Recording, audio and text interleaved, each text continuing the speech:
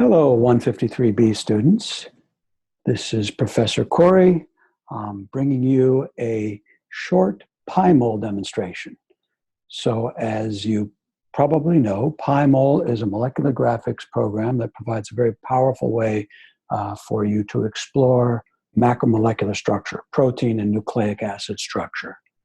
And we'll be using it quite a bit this quarter, so I thought I would make this demo for you. So you can access Pymol from the computers in the Science Learning Center on the 5th floor of Young Hall, but I encourage you to download Pymol to your own PC. There are Mac, Linux, and PC compatible versions of Pymol, and you can access them via the link that you can find in your syllabus. And the educational version is completely free. Okay, so let's see how Pymol works. I'm going to share the screen so you can see my computer screen. Okay, so now you should be able to see my computer screen. And I think you'll see this little thumbnail of me, so you can also keep an eye on me. Okay, so let's launch Pymol. Here it is. Mac Pymol is the name of the Mac version. So I'll click on that, and here, open up very quickly, is the Pymol window. So I'm going to enlarge it to fill up the computer screen. I'll keep an eye on this thumbnail, try to keep it out of the way. Okay, so how do we get structures into Pymol? Well, what we have to do is to point Pymol to a PDB file. Pymol generates structures by reading the coordinates from a PDB file. So as you'll recall, a PDB file is nothing more than a list of the atoms in a molecule together with the 3D Cartesian coordinates of each atom. Okay, so let's go. All right, so where do we find these PDB files? Well, one place to find them is on the PDB website, which contains well over 100,000 PDB files. And so let's go to the PDB website. Here I have a web browser, and here's a bookmark to the PDB website, the RCSB Protein Data Bank. And you can do searches. You can search by keyword or author or PDB ID. Let's search just by keyword. We'll search for DNA polymerase. Okay, so there are lots of DNA polymerase structures in the PDB. DNA polymerase beta alone is represented, as it says here, by 271 structures. So I'll click on that. Here's a list of those structures. Let's just grab the very first one. It has the PDB ID 1BPB, and it's the crystal structure of rat DNA polymerase beta. So I'll click on the ID. Here we come to the 1BPB page, and now we can download the PDB file from this link here, download files, PDB file. Okay, and so here it is. It's downloaded right here. Okay, and I'm just going to show it in the Finder so that then I can take it and grab it on and drag it onto the desktop so I know where to find it. Okay, so now I'm going to go back to Pymol, choose the File menu, Open, and then go to the desktop and select that file. There it is, the structure of DNA polymerase beta. And it comes up in this default wireframe view. We'll see how to change that in just a minute. So how do we manipulate the structure?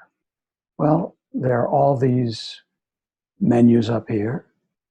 There are several control panels down here along the right side. Let's look at this control panel here, the mouse mode control panel. So in combination with the mouse mode control panel, the mouse menu allows us to change the way that the mouse behaves. Okay, and so you can see there are 3-button modes, 2-button modes, and a 1-button mode, depending on what kind of mouse you have. I happen to have a 3-button mouse, so I'm going to choose 3-button all modes. Then I can go down here and click on mouse mode until I get the 3-button mode I want. I'm going to stick with 3-button viewing. You can explore the other modes on your own. Okay, and now we have this cheat sheet here that tells us what happens when we use the various mouse buttons. So for example, we know that clicking and dragging with the left mouse button rotates. Clicking and dragging with the middle mouse button moves in the XY plane. Clicking and dragging with the right mouse button moves along the Z-axis, which is the same thing as zooming in and out. Okay, so that's what the mouse mode control panel does. What about this control panel right here? What we have here then is a list that starts out with a representation of all the molecules that have been loaded into Pymol, as well as a list of the various individual molecules that have been loaded into Pymol. There's only one at this point, one BPB. Okay, and then next to each of these items in the list, there are a series of pop-up menus that allow you to modify the view. Okay, so there's A for action, S for show, H for hide, L for label, and C for color. Let's look at the show menu. Okay, so the show menu allows you to change the rendering. Right now, we're actually in the lines rendering. The lines rendering is just a wireframe view. Okay, and in the lines rendering, then we have these very thin lines that represent all the covalent bonds in the structure. Okay, we can also choose sticks, okay, which is another wireframe view. It just happens to have thicker bonds. It's easier to see, okay. We can also choose cartoon, and then that adds this cartoon model, okay. What if we didn't want to add the cartoon model? What if we wanted to use the cartoon model to replace whatever model was already there? Well, then what we would do would be to use show as cartoon, okay? And now you can see the typical cartoon view of a protein structure where these flat ribbon-like helices represent the alpha helices, and these flat arrows represent the beta strands. One other really nice view that's available in Pymol is the surface view. So here I'm choosing show as surface. And so here is the surface view of DNA polymerase beta. Okay, let's get rid of DNA polymerase beta because I want to show you another way to load molecules into Pymol. So I'm going to say reinitialize, which dumps anything that's already there. And now I'm going to show you a different way of loading a molecule into Pymol. You don't need to download the PDB file to your hard drive, and that's because Pymol can actually communicate directly with the Protein Data Bank website as long as you have an internet connection, okay? And so we have this command line interface here, and you can type commands into this command line interface one command at a time. And this is the only time I'm going to be using the command line interface. The graphical user interface is very powerful, and you can do a lot of stuff with it. So we'll stick with that for the most part. But this is one thing that you have to use the command line interface for. And so to retrieve a PDB structure directly from the protein data bank, I'm going to type the word fetch, followed by a space, followed by the PDB ID number for a molecule of interest. So in this case, I'm going to type 1BNA, which happens to be the PDB ID for the Dickerson dodecamer. Okay, and so I hit return, and there it is. Okay, so this program works really well. It's really fast. And so here we can see now 1BNA has been loaded in. okay? And I'm going to show as sticks, okay? That shows up much better.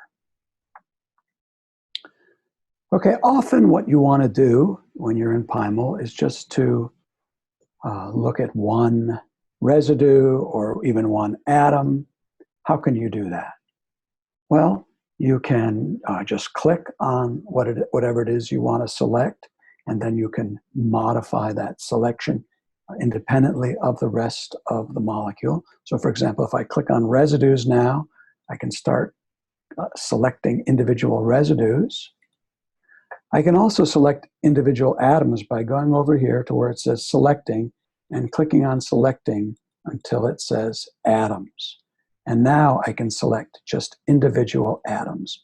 That would allow me ultimately to modify the view of individual atoms.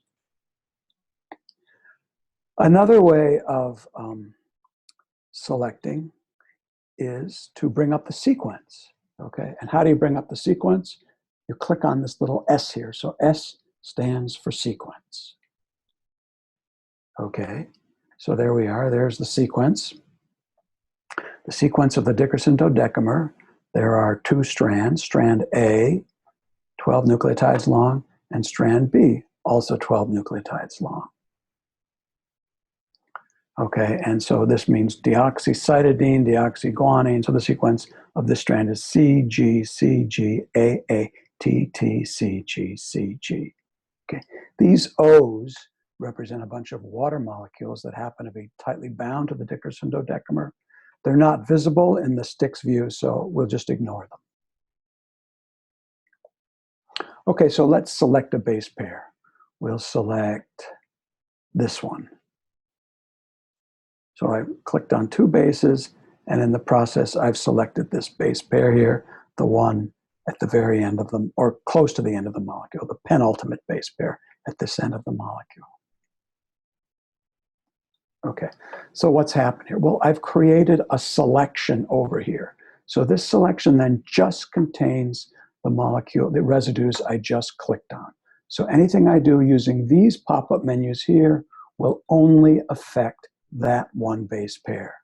So for example, I can change the color. I can say color magenta, hot pink. So now you see I've changed that single residue, or that single base pair to hot pink. I can also change the rendering, show as spheres. Okay? All right, so for what follows, let's change everything back to sticks and everything back to color by element. So the color, there are many different color by element schemes. The one I like is this one here. Okay. Okay, so what do we do next? Well, what if we wanted to restrict the view to just that one selected base pair? How would we do that? Well, we'd start out using the hide menu. Okay, and so we would hide one BNA, hide everything. Okay, and now we just want to show that one selected base pair. Show as sticks. Okay, incidentally, this selection here is really just a temporary selection. If I were to make another selection, I would lose this selection. So let's change this to a permanent selection so that I don't have to worry about losing this selection. So I'm going to say, and in order to do that, I need to change the name here to some permanent name. So I'm going to click here, A, for the action menu, and choose rename selection. Then I come over here, delete selection, and then type in any string I care to use. We'll call it base pair A. All right? Okay, so you can see now that temporary designation was replaced now by this permanent designation, base pair A. Now, you can see that the center of rotation is not the center of this base pair, which is kind of inconvenient. So if I want to change the center of rotation to be the center of this base pair, what should I do? I come over here to A again, and then I can choose center or orient. Orient is a little better, so I'm going to choose orient. Okay, And now we can see that the center of rotation is the center of this base pair. In addition to centering it, Orient has zoomed in and chosen a very nice angle of view. Okay. What else can I do? Well, I can add atom labels using the label menu. So I can say label atom name, and now you can see I've labeled all the atoms with their atom names. Okay. I think this will work. Set label color black. Yeah. So you can change the color of the labels using that set label color command. That's one thing you have to do through the command line interface. Okay, and so we have N1, C2, N3, C4, C5, C6, etc. Okay, what's another thing we can do? Well, another thing we can do is to measure distances. Okay, so there are 3 hydrogen bonds, we know, in a GC base pair, one here, and one here. We can draw dashed lines for those 3 hydrogen bonds and at the same time measure the length of those hydrogen bonds. We can do that using the wizard menu, measurement. Okay, and now it says, please click on the first atom. So we're going to click on N4, and then it says, please click on the second atom. We'll click on O6. And so it has drawn a line there, and there's actually a measurement here, and I'm going to change the color of the labels again.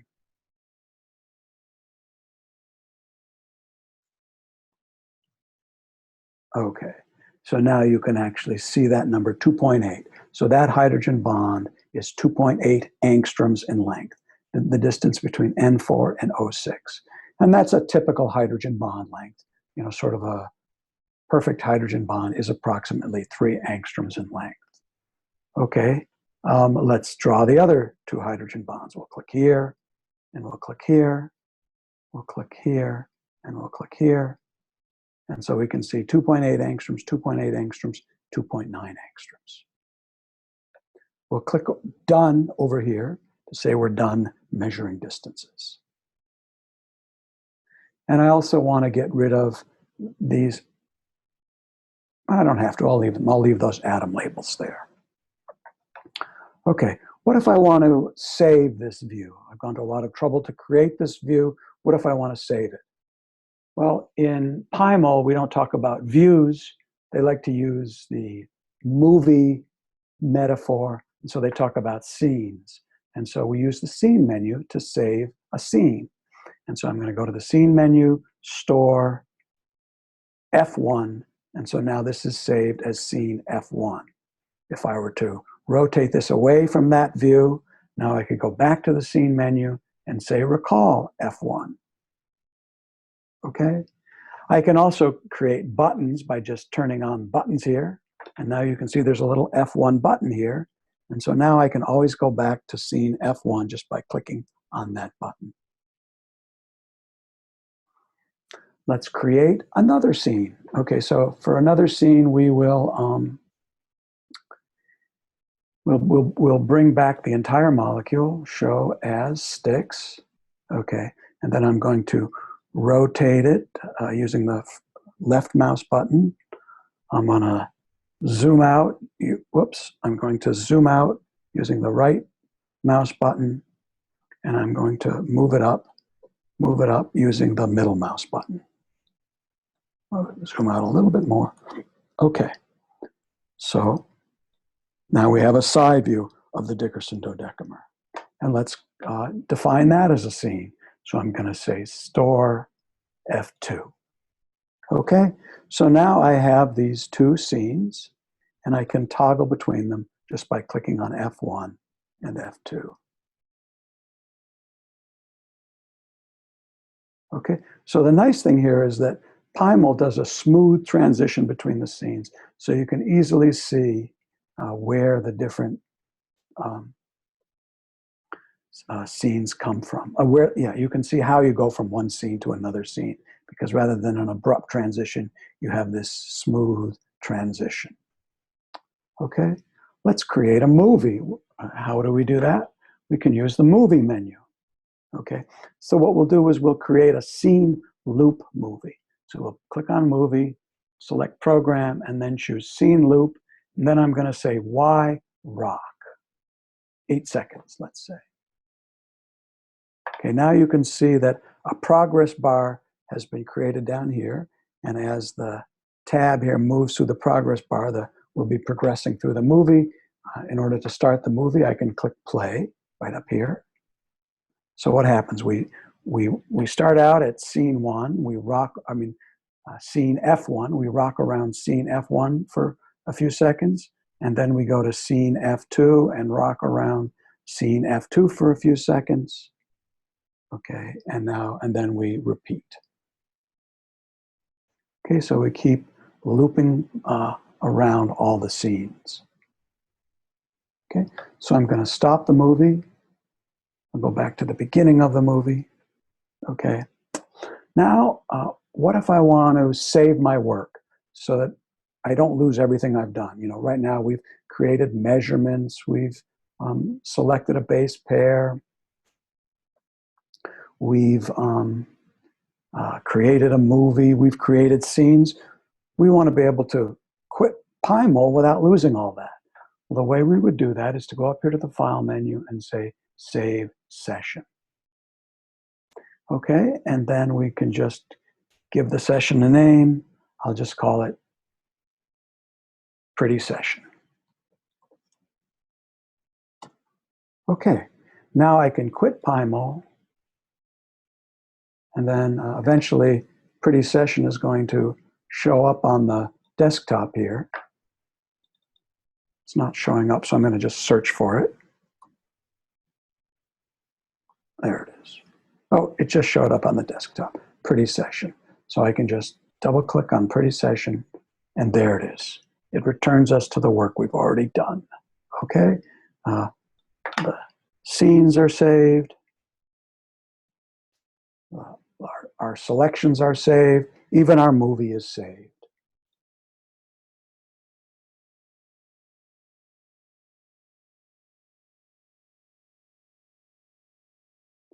All right. Okay, I think that's pretty much everything I wanted to show you. I'll stop the movie and I'll stop the share. Okay, I hope you found that useful.